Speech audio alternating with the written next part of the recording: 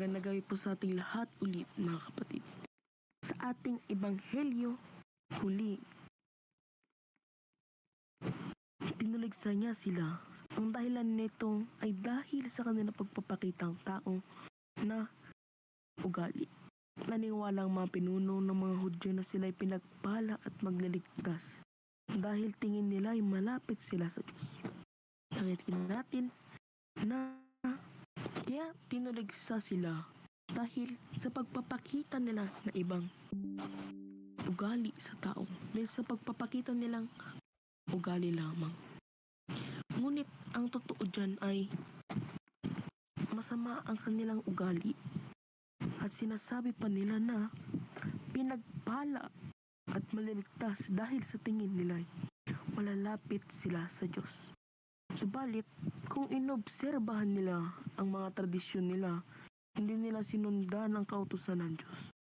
At gumawa sila ng 613 na batas, ngunit hindi tinupad ang mga ito. Tingin nila ay sapat na ang kanilang relihiyon. Kaya nga, gumawa sila ng 613 na batas. Pero hindi ito tinupad dahil sa mga tingin nila ay sapat ang kanilang relasyon sa Panginoon. Nagdadasal nga sila at nagpupulong sa mga sinagoga tuwing araw ng pamamahinga. Ngunit hindi naman nila lubos na tinutupad ang kautusan ng Diyos. Hindi nila nilulubos at binibigay ang ordinasyon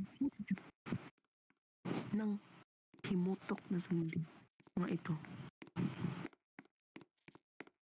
So, ang lagi natin tatandaan, mga kapatid, no, ay dapat biglang ang pagpapakitang tao ang ating tingin. Dapat ay mabuting ugali rin na tunay sa atin. Diba? Sa mga propeta ng Panginoon, dahil hindi nila tinanggap ang mga propesya tungkol sa bayang Israel at sa Mesiyas. Kaya tinawag sila ni Jesus mga libangan, pinuputi na bulok sa nilalaman. Mga kapatid, nakita po natin kung anong merong ugali ang mga eskriba at parisiyo.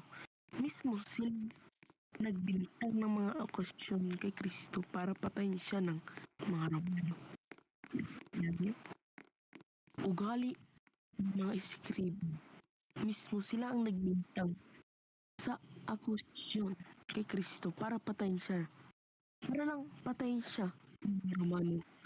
Pero makalipas ng 37 taon, humiyaan ng emperador dito nang wasakin at sungin ng mga Romano ang lungsod ng Jerusalem dahil tunay ang propesya at hinaing ni Jesus sapagkat hindi tinanggap ng mga Hudyo ang mensahe ng kaligtasan. Hindi nila tinanggap ang mensahe ng kaligtasan at hindi rin nila tinanggap mga Hudyo. Kahit na nagsuda Romano sila. Kaya sa ating paglalakbay sa dang ito, naway gumawa tayo ng mabuti sa ating mga kapwa at isabuhay ang ating mga debosyon at tradisyon sa araw-araw na pamumuhay. Yan ang ating tatandaan na mamuhay kaya sa ating paglalakbay ay mabuhay ng debosyon at tradisyon sa ating araw-araw na pamumuhay. Yun ang ating mga tatandaan. At isa pa, at hindi rin lang dapat nagpapakita ng ugali na hindi tunay.